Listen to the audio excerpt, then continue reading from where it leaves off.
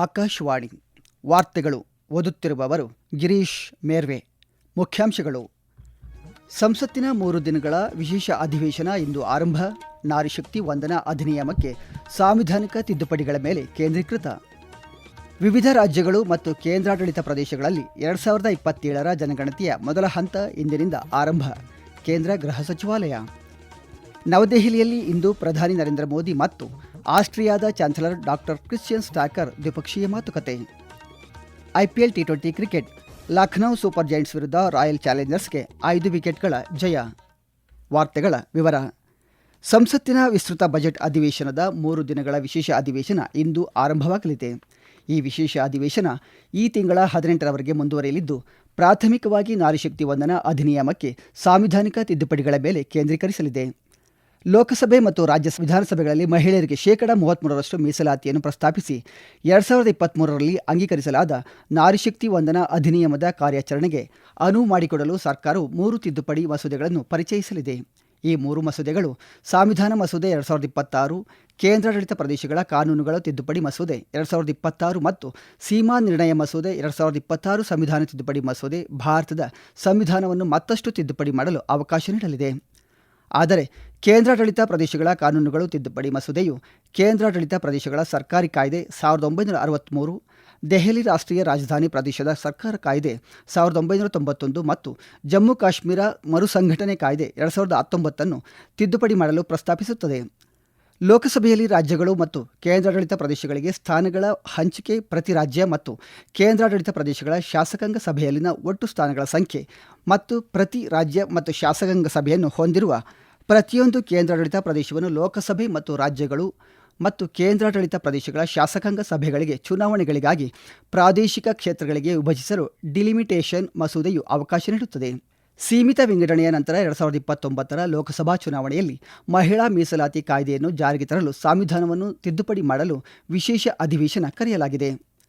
ಕೆಲವು ದಿನಗಳ ಹಿಂದೆ ಪ್ರಧಾನಿ ನರೇಂದ್ರ ಮೋದಿ ಅವರು ಲೋಕಸಭೆ ಮತ್ತು ರಾಜ್ಯಸಭೆಯ ಸದನದ ನಾಯಕರಿಗೆ ಪತ್ರ ಬರೆದು ಈ ನಿಟ್ಟಿನಲ್ಲಿ ತಿದ್ದುಪಡಿಗಳನ್ನು ಅಂಗೀಕರಿಸಲು ಎಲ್ಲಾ ಪಕ್ಷಗಳು ಒಂದೇ ಧ್ವನಿಯಲ್ಲಿ ಒಗ್ಗೂಡಬೇಕೆಂದು ಕೋರಿದ್ದರು.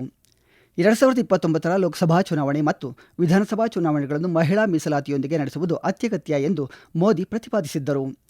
ಮಹಿಳಾ ಮೀಸಲಾತಿ ಮಸೂದೆ ಸಮತೋಲಿತವಾಗಿದೆ ಮತ್ತು ಪ್ರತಿ ರಾಜ್ಯ, ಸಮುದಾಯ ಮತ್ತು ಪ್ರದೇಶದ ಆಕಾಂಕ್ಷೆಗಳನ್ನು ಈಡೇರಿಸುತ್ತದೆ ಎಂದು ಸಂಸದೀಯ ವ್ಯವಹಾರಗಳ ಸಚಿವ ಕಿರಣ್ ರಿಜಿಜು ಭರವಸೆ ಪ್ರತಿಪಾದಿಸಿದ್ದಾರೆ. ಬಿಜೆಪಿ, ಜೆಡಿಯು, ಎಲ್ಜೆಪಿ-ಆರ್ ಮತ್ತು ಕಾಂಗ್ರೆಸ್ ಸೇರಿದಂತೆ ಹಲವಾರು ರಾಜಕೀಯ ಪಕ್ಷಗಳು ಉಭಯ ಸದನಗಳ ಎಲ್ಲ ಸಂಸದರಿಗೆ ಸದನದ ಕಲಾಪಗಳ ಸಮಯದಲ್ಲಿ ಹಾಜರಿರುವಂತೆ ಮತ್ತು ತಮ್ಮ ಪಕ್ಷದ ನಿಲುವನ್ನು ಬೆಂಬಲಿಸುವಂತೆ 3 ಸಾಲಿನ ವಿಪ್ ಜಾರಿ ಮಾಡಿವೆ. 2027ರ ಜನಗಣತಿಯ ಮೊದಲ ಹಂತವಾದ ಮನೆಪಟ್ಟಿ ಮತ್ತು ವಸತಿ ಗಣತಿಗಾಗಿ ಕ್ಷೇತ್ರ ಕಾರ್ಯಾಚರಣೆಗಳು ಇಂದು ಅನೇಕ ರಾಜ್ಯಗಳು ಮತ್ತು ಕೇಂದ್ರಾಡಳಿತ ಪ್ರದೇಶಗಳಲ್ಲಿ ಪ್ರಾರಂಭವಾಗಲಿವೆ ಎಂದು ಕೇಂದ್ರ ಸಚಿವಾಲಯ ಘೋಷಿಸಿದೆ. ಅಂಡಮಾನ್ ಮತ್ತು ನಿಕೋಬಾರ್ ದ್ವೀಪಗಳು, ಗೋವಾ, ಕರ್ನಾಟಕ, ಲಕ್ಷದ್ವೀಪ್, ಮಿಜೋರಾಂ, ಒಡಿಶಾ ಮತ್ತು ಸಿಕ್ಕಿಂ ಜೊತೆಗೆ ರಾಷ್ಟ್ರ ರಾಜಧಾನಿ ದೆಹಲಿ ಮತ್ತು ಸುತ್ತಮುತ್ತಲಿನ ಪ್ರದೇಶಗಳಲ್ಲಿ ಇಂದು ಈ ಕಾರ್ಯ ಆರಂಭವಾಗಲಿದೆ ಎಂದು ಸಚಿವಾಲಯ ತಿಳಿಸಿದೆ. ಮುಂದಿನ ತಿಂಗಳ 15ರವರೆಗೆ 30 ದಿನಗಳ ಅವಧಿಯಲ್ಲಿ ಈ ಕಾರ್ಯ ನಡೆಯಲಿದೆ. ಈ ಅವಧಿಯಲ್ಲಿ ತರಬೇತಿ ಪಡೆದ ಗಣತಿದಾರರು ದತ್ತಾಂಶ ಸಂಗ್ರಹಣೆಗಾಗಿ ಮನೆ ಮನೆಗೆ ಭೇಟಿ ನೀಡುತ್ತಾರೆ. ಮೊದಲ ಬಾರಿಗೆ ಪರಿಚಯಿಸಲಾದ ಸ್ವಯಂ ಗಣತಿ ಸೌಲಭ್ಯವು ಪ್ರೋತ್ಸಾಹದಾಯಕ ಪ್ರತಿಕ್ರಿಯೆಯನ್ನು ಹೊಂದಿದ್ದು, ಸುಮಾರು 12 ಲಕ್ಷ ಮನೆಗಳು ತಮ್ಮ ವಿವರಗಳನ್ನು ಆನ್ಲೈನ್ನಲ್ಲಿ ಯಶಸ್ವಿಯಾಗಿ ಸಲ್ಲಿಸಿವೆ ಎಂದು ಸಚಿವಾಲಯ ತಿಳಿಸಿದೆ. ಸ್ವಯಂ ಗಣತಿಯನ್ನು ಪೂರ್ಣಗೊಳಿಸಿದ ನಿವಾಸಿಗಳು ತಮ್ಮ ಸ್ವಯಂ ಗಣತಿ ಐಡಿಯನ್ನು ಸಿದ್ಧವಾಗಿಟ್ಟುಕೊಳ್ಳಲು ಮತ್ತು ಕ್ಷೇತ್ರ ಭೇಟಿಗಳ ಸಮಯದಲ್ಲಿ ಗಣತಿದಾರರೊಂದಿಗೆ ಹಂಚಿಕೊಳ್ಳಲು ಸೂಚಿಸಲಾಗಿದೆ. ಆದರೆ ಸೌಲಭ್ಯವನ್ನು ಆಯ್ಕೆ ಮಾಡದವರನ್ನು ಭೌತಿಕ ಎಣಿಕೆಗೆ ಒಳಪಡಿಸಲಾಗುತ್ತದೆ. ಸಚಿವಾಲಯದ ಪ್ರಕಾರ ಜನಗಣತಿಯನ್ನು ಮೊದಲ ಬಾರಿಗೆ ಡಿಜಿಟಲ್ ಪರಿಕರಗಳನ್ನು ಬಳಸಿ ನಡೆಸಲಾಗುತ್ತಿದೆ. ಇದು ಜನಗಣತಿ ಕಾರ್ಯಾಚರಣೆಗಳನ್ನು ಆಧುನೀಕರಿಸುವತ್ತ ಮಹತ್ವದ ಹೆಜ್ಜೆಯನ್ನು ಗುರುತಿಸುತ್ತದೆ. ಮನೆಗಳ ಪಟ್ಟಿ ಹಂತದಲ್ಲಿ ಗಣತಿದಾರರು 33 ಪ್ರಶ್ನೆಗಳನ್ನು ಒಳಗೊಂಡಿರುವ ರಚನಾತ್ಮಕ ಪ್ರಶ್ನಾವಳಿಯ ಮೂಲಕ ವಸತಿ ಪರಿಸ್ಥಿತಿಗಳು, ಮನೆಗಳ ವಿವರಗಳು, ಸೌಕರ್ಯಗಳು ಮತ್ತು ಸ್ವತ್ತುಗಳ ಬಗ್ಗೆ ಮಾಹಿತಿಯನ್ನು ಸಂಗ್ರಹಿಸುತ್ತಾರೆ. ಇದು ಪುರಾವೆ ಆಧಾರಿತ ಯೋಜನೆ ಮತ್ತು ಕಲ್ಯಾಣ ಕಾರ್ಯಕ್ರಮಗಳಿಗೆ ಅಡಿಪಾಯವನ್ನು ರೂಪಿಸುತ್ತದೆ. ಸ್ವಯಂ ಗಣತಿ ಸೌಲಭ್ಯವನ್ನು ಇಂದು ಆಂಧ್ರಪ್ರದೇಶ, ಅರುಣಾಚಲ ಪ್ರದೇಶ, ಹರಿಯಾಣ, ಚಂಡೀಗಢ, ಮಧ್ಯಪ್ರದೇಶ ಮತ್ತು ಛತ್ತೀಸ್ಗಢದಲ್ಲಿಯೂ ಸಹ ಪ್ರಾರಂಭಿಸಲಾಗುವುದು ಮತ್ತು ಮುಂದಿನ ತಿಂಗಳ 1ರಿಂದ 30ರವರೆಗೆ ಕ್ಷೇತ್ರ ಕಾರ್ಯಾಚರಣೆಗಳನ್ನು ನಿಗದಿಪಡಿಸಲಾಗಿದೆ ಎಂದು ಸಚಿವಾಲಯ ತಿಳಿಸಿದೆ. ಇದಲ್ಲದೆ ಬಿಹಾರದಲ್ಲಿ ಸ್ವಯಂ ಗಣತಿ ಅವಧಿಯು ಈ ತಿಂಗಳ 17ರಿಂದ ಪ್ರಾರಂಭವಾಗಿ ಮೇ 1ರವರೆಗೆ ಮುಂದುವರಿಯುತ್ತದೆ. ನಂತರ ಮೇ 2ರಿಂದ ಮೇ 31ರವರೆಗೆ ಮನೆ ಮನೆಗೆ ಕಾರ್ಯಾಚರಣೆಗಳು ನಡೆಯಲಿವೆ. ಪ್ರಧಾನಿ ನರೇಂದ್ರ ಮೋದಿ ಮತ್ತು ಆಸ್ಟ್ರಿಯಾದ ಚಾನ್ಸಲರ್ ಡಾಕ್ಟರ್ ಕ್ರಿಶ್ಚಿಯನ್ ಸ್ಟಾಕರ್ ಇಂದು ನವದೆಹಲಿಯಲ್ಲಿ ವ್ಯಾಪಕ ಶ್ರೇಣಿಯ ಕ್ಷೇತ್ರಗಳಲ್ಲಿ ದ್ವಿಪಕ್ಷೀಯ ಸಹಕಾರವನ್ನು ಬಲಪಡಿಸುವ ಕುರಿತು ಚರ್ಚೆ ನಡೆಸಲಿದ್ದಾರೆ. ಬಹುಪಕ್ಷೀಯ ವೇದಿಕೆಗಳಲ್ಲಿನ ಸಹಕಾರ ಸೇರಿದಂತೆ ಪರಸ್ಪರ ಆಸಕ್ತಿಯ ಪ್ರಾದೇಶಿಕ ಮತ್ತು ಜಾಗತಿಕ ವಿಷಯಗಳ ಕುರಿತು ಅವರು ಅಭಿಪ್ರಾಯಗಳನ್ನು ವಿನಿಮಯ ಮಾಡಿಕೊಳ್ಳಲಿದ್ದಾರೆ. ಸಾಮಾಜಿಕ ಮಾಧ್ಯಮ ಪೋಸ್ಟ್ನಲ್ಲಿ ವಿದೇಶಾಂಗ ಸಚಿವ ಡಾಕ್ಟರ್ ಎಸ್ ಜೈಶಂಕರ್ ಅವರು ಪ್ರಧಾನಿ ಮೋದಿ ಅವರೊಂದಿಗಿನ ಚರ್ಚೆಗಳು ವಿವಿಧ ಕ್ಷೇತ್ರಗಳಲ್ಲಿ ಹೆಚ್ಚಿನ ಸಹಕಾರಕ್ಕಾಗಿ ಹೊಸ ಮಾರ್ಗಗಳನ್ನು ತೆರೆಯುತ್ತವೆ ಎಂದು ವಿಶ್ವಾಸ ವ್ಯಕ್ತಪಡಿಸಿದ್ದಾರೆ. ಆರ್ಥಿಕ, ಇಂಧನ ಮತ್ತು ಪ್ರವಾಸೋದ್ಯಮ ಸಚಿವ ಡಾಕ್ಟರ್ ವೋಲ್ಫ್ ಗ್ಯಾಂಗ್ ಹ್ಯಾಟ್ ಮನ್ಸ್ಡೋರ್ಫರ್ ಹಿರಿಯ ಅಧಿಕಾರಿಗಳು ಮತ್ತು ವ್ಯಾಪಾರ ನಾಯಕರನ್ನು ಒಳಗೊಂಡ ಉನ್ನತ ಮಟ್ಟದ ನಿಯೋಗವು ಚಾನ್ಸಲರ್ ಸ್ಟಾಕರ್ ಅವರೊಂದಿಗೆ ಇರಲಿದೆ. ಇದು ಚಾನ್ಸಲರ್ ಸ್ಟಾಕರ್ ಅವರ ಭಾರತಕ್ಕೆ ಮೊದಲ ಭೇಟಿಯಾಗಿದೆ. ಇದು ಏಷ್ಯಾಕ್ಕೆ ಅವರ ಮೊದಲ ಅಧಿಕೃತ ಭೇಟಿಯೂ ಆಗಿದೆ. ಚಾನ್ಸಲರ್ ಸ್ಟಾಕರ್ ಅವರ ಭೇಟಿಯು ಪರಸ್ಪರ ಆಸಕ್ತಿಯ ಹೊಸ ಕ್ಷೇತ್ರಗಳಲ್ಲಿ ಪಾಲುದಾರಿಕೆಯನ್ನು ಮತ್ತಷ್ಟು ಗಾಢಗೊಳಿಸಲು ಮತ್ತು ವಿಸ್ತರಿಸಲು ಎರಡೂ ದೇಶಗಳ ಹಂಚಿಕೆಯ ಬದ್ಧತೆಯನ್ನು ಪ್ರತಿಬಿಂಬಿಸುತ್ತದೆ. ಈ ವಾರ್ತೆಗಳನ್ನು ಆಕಾಶವಾಣಿಯಿಂದ ಕೇಳುತ್ತಿದ್ದೀರಿ. ನಮ್ಮ ಎಲ್ಲಾ ರಾಷ್ಟ್ರೀಯ ವಾರ್ತೆಗಳು ಹಾಗೂ ಪ್ರದೇಶ ಸಮಾಚಾರ ಈಗ ಆಕಾಶವಾಣಿ ನ್ಯೂಸ್ ಕನ್ನಡ ಯೂಟ್ಯೂಬ್ ಚಾನೆಲ್ನಲ್ಲಿ ಲಭ್ಯ. ನಮ್ಮ ಎಕ್ಸ್ ಖಾತೆ ಮತ್ತು ಇನ್ಸ್ಟಾಗ್ರಾಂ ಖಾತೆ ಆಕಾಶವಾಣಿ ನ್ಯೂಸ್ ಕನ್ನಡ.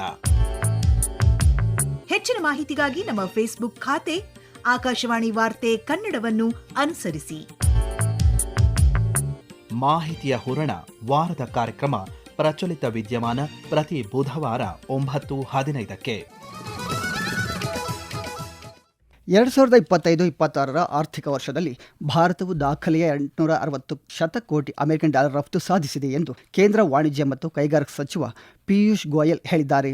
ಜಾಗತಿಕ ಅಡೆತಡೆಗಳ ನಡುವೆಯೂ ಸಾಧಿಸಲಾದ ಈ ಮೈಲುಗಲ್ಲು ದೇಶದ ಸ್ಥಿತಿಸ್ಥಾಪಕತ್ವ ಮತ್ತು ಜಾಗತಿಕ ವ್ಯಾಪಾರ ಹೆಜ್ಜೆಗುರುತನ್ನು ವಿಸ್ತರಿಸುವಲ್ಲಿ ಬೆಳೆಯುತ್ತಿರುವ ಶಕ್ತಿಯನ್ನು ಪ್ರತಿಬಿಂಬಿಸುತ್ತದೆ ಎಂದು ಗೋಯಲ್ ಸಾಮಾಜಿಕ ಮಾಧ್ಯಮ ಪೋಸ್ಟ್ನಲ್ಲಿ ಹೇಳಿದ್ದಾರೆ. ಇರಾನ್ ಬಂದರುಗಳ ಮೇಲಿನ ಅಮೆರಿಕ ತನ್ನ ನೌಕಾ ದಿಗ್ಬಂಧನವನ್ನು ಬಿಗಿಗೊಳಿಸುತ್ತಿರುವುದರಿಂದ ಪಶ್ಚಿಮ ಏಷ್ಯಾದಾದ್ಯಂತ ಹೊಸ ಉದ್ವಿಗ್ನತೆ ಉಂಟಾಗುತ್ತಿದೆ. ಆದರೆ ಇಸ್ರೇಲ್ ದಕ್ಷಿಣ ಲೆಬನಾನ್ನಲ್ಲಿ ಮಿಲಿಟರಿ ಕಾರ್ಯಾಚರಣೆಯನ್ನು ಮುಂದುವರಿಸಿದೆ.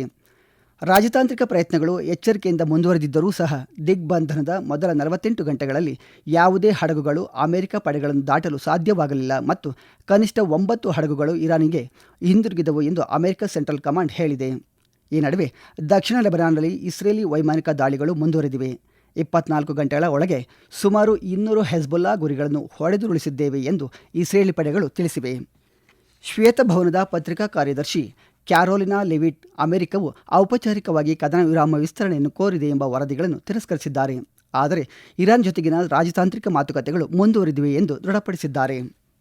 ಬೆಂಗಳೂರಿನ ಎಂ ಚಿನ್ನಸ್ವಾಮಿ ಕ್ರೀಡಾಂಗಣದಲ್ಲಿ ನಿನ್ನೆ ರಾತ್ರಿ ನಡೆದ IPL T20 ಕ್ರಿಕೆಟ್ನಲ್ಲಿ ರಾಯಲ್ ಚಾಲೆಂಜರ್ಸ್ ಬೆಂಗಳೂರು ತಂಡವು ಲಖನೌ ಸೂಪರ್ ಜೈಂಟ್ಸ್ ವಿರುದ್ಧ 5 ವಿಕೆಟ್ಗಳ ಜಯ ಸಾಧಿಸಿತು. ಮೊದಲು ಬ್ಯಾಟಿಂಗ್ ಮಾಡಿದ ಲಖನೌ ಸೂಪರ್ ಜೈಂಟ್ಸ್ ತಂಡವು 20 ಓವರ್ಗಳಲ್ಲಿ 146 ರನ್ಗಳಿಗೆ ಆಲ್ಔಟ್ ಆಯಿತು. ರಾಯಲ್ ಚಾಲೆಂಜರ್ಸ್ ಪರ ವೇಗಿ ರಸಿಕ್ ಸಲಾಮ್ದಾರ್ 4 ವಿಕೆಟ್ಗಳನ್ನು ಕಬಳಿಸಿದರೆ ಭುವನೇಶ್ವರ್ ಕುಮಾರ್ 3 ವಿಕೆಟ್ಗಳನ್ನು ಪಡೆದರು. 146 ರನ್ಗಳ ಗೆಲುವಿನ ಗುರಿ ಬೆನ್ನತ್ತಿದ ರಾಯಲ್ ಚಾಲೆಂಜರ್ಸ್ ಬೆಂಗಳೂರು ತಂಡವು 15.1 ಓವರ್ಗಳಲ್ಲಿ 5 ವಿಕೆಟ್ಗಳ ನಷ್ಟಕ್ಕೆ ಗೆಲುವಿನ ಗುರಿ ತಲುಪಿತು. ಬೆಂಗಳೂರು ಪರ ವಿರಾಟ್ ಕೊಹ್ಲಿ 49 ರನ್ ಗಳಿಸಿದರು. ಜೋಶ್ ಹೆಝಲ್ವುಡ್ ಅವರು ಪಂದ್ಯಶ್ರೇಷ್ಠ ಪ್ರಶಸ್ತಿಗೆ ಭಾಜನರಾದರು. ಮುಂಬೈನ ವಾಂಖೆಡೆ ಕ್ರೀಡಾಂಗಣದಲ್ಲಿ ಇಂದು ನಡೆಯಲಿರುವ IPL T20 ಪಂದ್ಯದಲ್ಲಿ ಮುಂಬೈ ಇಂಡಿಯನ್ಸ್ ತಂಡವು ಪಂಜಾಬ್ ಕಿಂಗ್ಸ್ ವಿರುದ್ಧ ಸೆಣಸಲಿದೆ. ಪಂದ್ಯವು ಸಂಜೆ 7:30ಕ್ಕೆ ಆರಂಭವಾಗಲಿದೆ. ನೈರೋಬಿಯಲ್ಲಿ ನಡೆದ 2026 ಫಿಫಾ ಸರಣಿಯ 3ನೇ ಸ್ಥಾನಕ್ಕಾಗಿ ನಿನ್ನೆ ನಡೆದ ಪ್ಲೇ ಆಫ್ ಪಂದ್ಯದಲ್ಲಿ ಭಾರತದ ಮಹಿಳಾ ಫುಟ್ಬಾಲ್ ತಂಡವು ಮಲಾವಿ ವಿರುದ್ಧ 3-2 ಅಂತರದ ರೋಮಾಂಚಕ ಜಯ ಸಾಧಿಸಿತು. ಭಾರತ ಪರ ಅಸ್ತಮ್ ಓರಾನ್, ಅವೇಕಾ ಸಿಂಗ್ ಮತ್ತು ಬದಲಿ ಆಟಗಾರ್ತಿ ಪ್ರಿಯದರ್ಶಿನಿ ಸೆಲ್ಲಾದುರೈ ತಲಾ 1 ಗೋಲ್ ಗಳಿಸಿದರು. ಈ ನಡುವೆ ಆಸ್ಟ್ರೇಲಿಯಾ ನಿನ್ನೆ ರಾತ್ರಿ ನೈರೋಬಿಯಲ್ಲಿ ನಡೆದ 2026 ಫಿಫಾ ಮಹಿಳಾ ಸರಣಿಯಲ್ಲಿ ಆತಿಥೇಯ ಕೇನ್ಯಾವನ್ನು 2-0 ಅಂತರದಿಂದ ಸೋಲಿಸಿ ಪ್ರಶಸ್ತಿಯನ್ನು ಗೆದ್ದುಕೊಂಡಿತು. ಕೊನೆಯಲ್ಲಿ ಮತ್ತೊಮ್ಮೆ ಮುಖ್ಯಾಂಶಗಳು. ಸಂಸತ್ತಿನ 3 ದಿನಗಳ ವಿಶೇಷ ಅಧಿವೇಶನ ಇಂದು ಆರಂಭ. ನಾರಿಶಕ್ತಿ ವಂದನಾ ಅಧಿನಿಯಮಕ್ಕೆ ಸಾಂವಿಧಾನಿಕ ತಿದ್ದುಪಡಿಗಳ ಮೇಲೆ ಕೇಂದ್ರೀಕೃತ. ವಿವಿಧ ರಾಜ್ಯಗಳು ಮತ್ತು ಕೇಂದ್ರಾಡಳಿತ ಪ್ರದೇಶಗಳಲ್ಲಿ 2027 ಜನಗಣತಿಯ ಮೊದಲ ಹಂತ ಇಂದಿನಿಂದ ಆರಂಭ. ಕೇಂದ್ರ ಗೃಹ ಸಚಿವಾಲಯ.